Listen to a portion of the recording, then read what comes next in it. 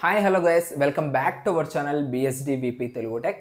ఈ వీడియోలో మనం వచ్చేసరికి ఏపీ ఎంసెట్ 2024కి సంబంధించిన కౌన్సిలింగ్కి కావాల్సిన రిక్వైర్మెంట్ డాక్యుమెంట్స్ ఏవో లిస్ట్ అవుట్ అయితే చేసి పెట్టుకున్నాము. నేను ఏవైతే డాక్యుమెంట్స్ చెప్తానో ఇవన్నీ కూడా మీ దగ్గర ఉన్నాయా లేదా ఒకసారి అయితే చెక్ చేసుకోవాలి. లేని డాక్యుమెంట్స్ అన్నీ కూడా మీరైతే రెడీ అయితే చేసి పెట్టుకోండి. కౌన్సిలింగ్కి చాలా ఈజీగా అయితే ఉంటుంది. చాలామంది స్టూడెంట్స్ అడుగుతున్నారు, బ్రదర్ మిమ్మల్ని ఎలా కాంటాక్ట్ అవ్వాలి అండ్ మాకు కొన్ని డౌట్స్ ఉన్నాయి, డైరెక్ట్ కాంటాక్ట్ అవ్వాలి అనుకుంటున్నాం అనేసి. అలా ఎవరైనా కాంటాక్ట్ అయ్యి మాట్లాడాలనుకుంటే మీకు కాల్ మీ ఫోర్ అనే యాప్ అయితే గూగుల్ ప్లే స్టోర్లో దొరుకుతుంది. ఆ యాప్ నుంచి మీరు నాతో డైరెక్ట్ కాంటాక్ట్ అవ్వచ్చు. జస్ట్ యాప్ని ఇన్స్టాల్ చేసుకొని ఆ కాల్ మీ ఫోర్ యాప్లో మీకు సెర్చ్ బటన్ ఉంటుంది. అక్కడ BSD VP Telugu tech URLs BSD Telugu tech ఈ రెండు పేర్లలో ఏది టైప్ చేసినా కూడా మన యొక్క యూట్యూబ్ ఛానల్ అక్కడ కూడా కనపడుతుంది. లోగో అవన్నీ గుర్తుపెట్టుకొని మీరు డైరెక్ట్గా నాతో కాంటాక్ట్ అయితే అవ్వచ్చు. ఓకేనా. ఇక్కడ ఎంసెట్కి సంబంధించిన రిజల్ట్స్ అయితే ఆల్రెడీ మనకి రిలీజ్ అయితే అయిపోయాయి. AP EAMCET. ఆ తర్వాత మనకు నెక్స్ట్ ప్రాసెస్ అనేది రిక్వైర్మెంట్ డాక్యుమెంట్స్ అనేది చూసుకోవాలి. నెక్స్ట్ మనకు కౌన్సిలింగ్ ప్రొసీజర్ అండ్ నెక్స్ట్ వచ్చేసరికి హెల్ప్ లైన్ సెంటర్స్ ఏమేమి ఉన్నాయి అండ్ వెబ్ ఆప్షన్స్ ఎలా పెట్టాలి అండ్ కౌన్సిలింగ్కి ఎలా అటెండ్ అవ్వాలి ఇవన్నీ కూడా మనమైతే ఫర్దర్గా డిస్కస్ చేసుకోబోతున్నాము. దీంట్లో ఫస్ట్ స్టెప్ వచ్చేసరికి మనకు ఏపీ ఎంసెట్ హాల్ టికెట్ అనేది మీ దగ్గర మ్యాండేటరీగా అయితే ఉండాలి.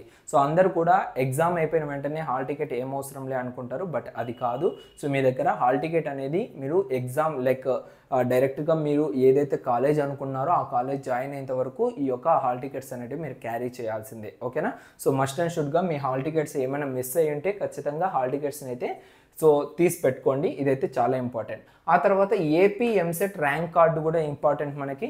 ర్యాంక్ కార్డు ఆల్రెడీ రిజల్ట్స్తో పాటే రిలీజ్ చేస్తారు. అక్కడ మీరైతే డౌన్లోడ్ చేసి పెట్టుకోవచ్చు. అండ్ ఆధార్ కార్డ్ అయితే మస్ట్ అండ్ షుడ్గా మీరు ఒరిజినల్ వాళ్ళకి ఇవ్వాలి. ఇవి ఏవైతే చెప్తున్నానో ఇవన్నీ కూడా మనం ఒరిజినల్సే తీసుకెళ్ళాలి. దాంతోపాటు 2 sets ఆఫ్ జిరాక్స్ కాపీస్ అయితే మనము క్యారీ చేయాల్సిందే. ఓకేనా.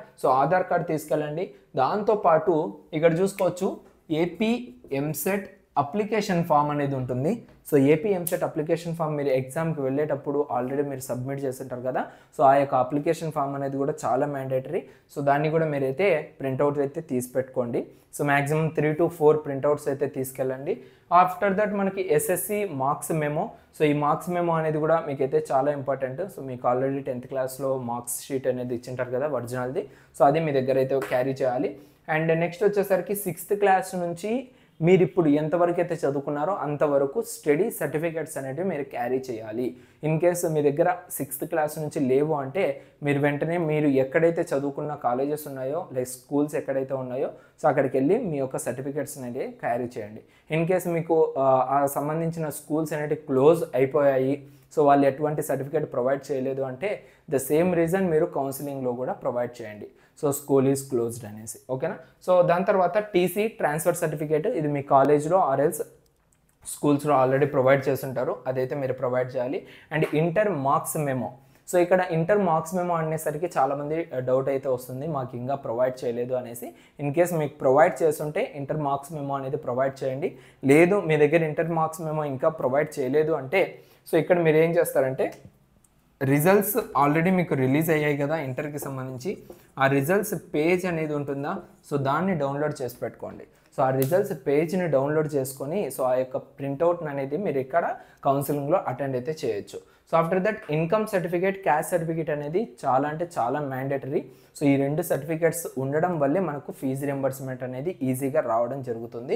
దానికోసం ఈ 2 మీ దగ్గర ఉన్నాయా లేదా చెక్ అయితే చేసుకోండి. క్యాస్ట్ సర్టిఫికేట్కి వచ్చేసరికి ఓసీ క్యాండిడేట్స్ ఎవరైతే ఉంటారో వాళ్ళకైతే మ్యాండేటరీ అయితే కాదు. రిమైనింగ్ కేటగిరీస్ అన్నిటి కూడా మ్యాండేటరీ అయితే క్యాస్ట్ సర్టిఫికేట్ అయితే ఉంటుంది. ఓకేనా. ఆఫ్టర్ దట్ రెసిడెన్స్ సర్టిఫికేట్, మీ దగ్గర రెసిడెన్స్ సర్టిఫికేట్ ఉంది అంటే ప్రొవైడ్ చేయండి, లేదు అంటే నో ప్రాబ్లం. ఓకేనా. అదేం మ్యాండేటరీ అయితే కాదు, బట్ ఉంటే మాత్రం మంచిది.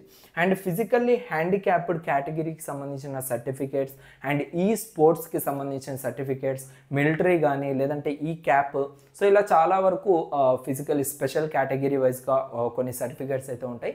వాటిల్లో మీరు ఏదానికైనా ఎలిజిబిలిటీ ఉంది అంటే ఖచ్చితంగా ఆ సర్టిఫికేట్స్ని అయితే ప్రొవైడ్ చేయండి. మీకు ఈజీగా ఎక్కడైనా కూడా ఈ సీట్ అనేది రావడానికి అయితే చాలా హెల్ప్ అయితే అవుతుంది. ఎందుకంటే మీరు యూనివర్సిటీస్లో చదువుకోవాలనుకున్నా కూడా ఈ యొక్క స్పెషల్ కేటగిరీ సర్టిఫికేట్స్ అనేటివి చాలా హెల్ప్ అయితే అవుతాయి.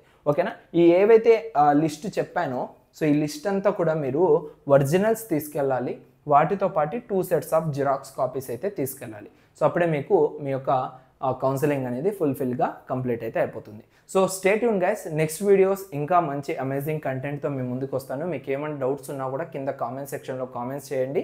సో దానికి తగినట్టుగా నెక్స్ట్ వీడియోస్ అనేవి మనం ప్లాన్ చేద్దాం. ఓకేనా? So thank you guys, thank you to all, thanks for watching this video. This is BSD signing off, by.